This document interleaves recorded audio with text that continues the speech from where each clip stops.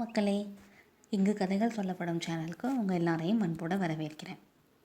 மல்லம்மா 11வது அத்தியாயம் கேட்கலாமா? சாமிகள் சிந்திய புன்னகையில் அருண் மல்லம்மாவின் புன்னகையின் சாயலை கண்டவுடன் சட்டென வாகினியின் கைகளை பற்றினான். வாகினி, என்ன? வா போலாம். எங்க? வீட்டுக்கு தான். என்ன உளர்றீங்க? சாமி இப்போதான் கதையோட மெயின் பாயிண்ட்டுக்கே வந்திருக்காரு. சும்மா இருங்க நீங்க. அந்த நொடியில் அருணின் காதுக்குள் மட்டும் மெலிதாய் ஒரு சப்தம். நான் நீ நினைக்கிற மாதிரி மல்லம்மா தான். ஏதாவது செஞ்சு அவளை நீ கூட்டிகிட்டு போக நினச்ச உங்கள் அம்மாவை நீ உயிரோட பார்க்க முடியாது. அப்புறம் உன் இஷ்டம். சட்டென வாகினியின் கையை உதறினான் அருண். என்னோட இருப்பை எக்காரணம் கொண்டும் அவளுக்கு தெரியப்படுத்தக்கூடாது சூரிய சூடா. அவளால் நீ இழந்தது எல்லாம் போதும். சாமி, நீங்கள் மேலே சொல்லுங்கள்.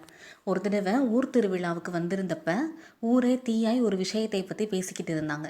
அதுதான் சூரிய சூடனோட அண்ணன் காய்கதிர் செல்வன் பொம்பளை மாதிரி மாறிக்கிட்டு வர்றான்ங்கிற விஷயம். உங்கள் அப்பாவும் இந்த பையனோட அப்பாவும் சிநேகிதர்கள். அதனால் மோகினியோட அப்பா உங்கள் அப்பாவை பார்த்து பேசினார். 90 வருடங்களுக்கு முன் ஜமீன்தார் ருத்ரதாமனின் வீட்டுக்குள் நுழைகிறார் தண்டபாணி. வீடே ஒருவித துக்கத்தில் இருக்க வேலைக்காரனிடம் விசாரித்து கொண்டு மேல் முற்றத்தில் நின்று கொண்டிருந்த ருத்ரதாமனை நெருங்கி நின்றார். ஆதரவோடு தோள் பற்றுகிறார். திரும்பிய ருத்ரதாமன் தண்டபாணியை கண்டவுடன் தழுவிக்கொண்டு கண்ணீர் பெருக்குகிறார்.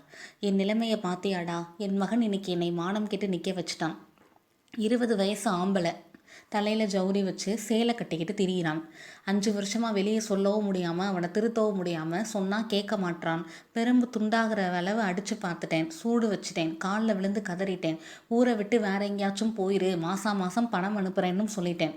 எதையும் கேட்காம இப்போ ஊர் முழுக்க என்னை பேசுகிற மாதிரி வச்சுட்டான். தலையில் மடார் மடார் என அடிக்கிறார். அவரது கைகளை பற்றி கொண்ட தண்டபாணி, எல்லாம் தெரியும் எனக்கு. மனசை விடாத, அழுகையை நிறுத்து. உன் மானத்தை காப்பாற்றுற மாதிரி ஒரு யோசனை சொல்கிறேன், செய்யறியா? சொல்லுடா.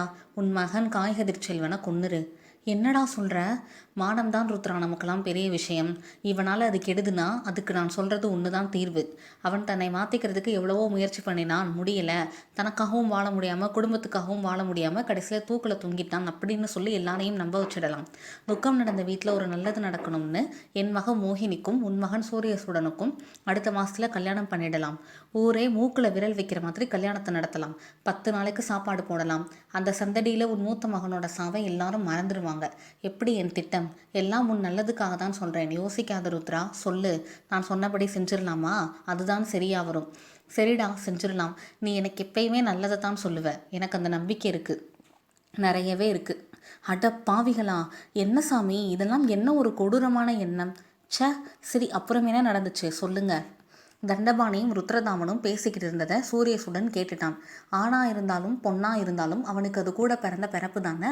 அதனால அதை போய் அவன் காய்கதிர் செல்வன் கிட்ட சொல்லிட்டான். அதை அவன் அவங்க கிட்ட சொன்னதுக்கு இன்னொரு காரணமும் இருக்கு. சூரியசுடனுக்கு மோகினியை கல்யாணம் பண்ணிக்கிறதுக்கு விருப்பம் இல்லை. அவன் வேறொரு பொண்ணை நேசிச்சுக்கிட்டு இருந்தான். சூரியசுடன் சொன்னதை கேட்டு நொந்து போன அவன் அண்ணன் யாரும் எதிர்பார்க்காத ஒரு முடிவை எடுத்தான். ஊரை விட்டு போயிட்டாங்களா? இல்லை. சொல்லியபடியே அருணை ஆழமாக பார்த்தால் பக்தவக்ஷலம் சுவாமிகளின் உருவில் இருந்த மல்லம்மா. பெண் வாகினியின் அருகில் எரிந்து கொண்டிருந்த குத்து விளக்கை பார்த்தாள். வாகினியின் துப்பட்டா தீப்பற்றியது. அதை கண்டு கொண்ட அருண், வாகினி வாகினி, உங்கள் ஷாலில் தீ, எந்திரிங்க எந்திரிங்க. அவன் அலற வாகினி அசையாது அமர்ந்திருந்தாள். வாகினி, என்ன வாகினி அசையாமலே உட்கார்ந்துருக்கீங்க? அருணுக்கு அப்போதுதான் புரிந்தது. அவன் அலறுவது அவனுக்கே கேட்கவில்லை. ஹலோ காயத்ரி, நான் தாமோதரன். அண்ணே எப்படி இருக்கீங்க? என்னண்ணே வேறு நம்பர்லேருந்து வர்றீங்க? உங்கள் ஃபோன் என்னாச்சு? அண்ணி எப்படி இருக்காங்க? நேத்ரா எப்படி இருக்கா? தங்கச்சி, பாசத்தை அப்படி ஒரேடியாக காட்டாதம்மா. அண்ணனுக்கு மூச்சு முட்டி ஏதாவது ஆகிட போகுது. இல்லை அப்படி ஏதாவது ஆகணும்னு தான் விரும்புறியா? அண்ணே, என்ன வார்த்தை இது? இப்படியெல்லாம் பேசாதீங்க. உங்கள் ஃபோன் என்னாச்சு? என் ஃபோன்லேருந்து கூப்பிட்டு நீ எடுக்கலைன்னா அதான். அண்ணே, என் மேலே என்ன கோபம் உங்களுக்கு? எதுவாக இருந்தாலும் வெளிப்படையாக பேசுங்க. சரிம்மா, உன் மகன் அதான் என் மருமக பையன் அருணுக்கு கல்யாணம் முடிவு பண்ணியாச்சாமே. அண்ணே, பதில் சொல்லு. இல்லைண்ணே, உங்ககிட்டலாம் சொல்லாமல் முடிவு பண்ணிடுவேனா?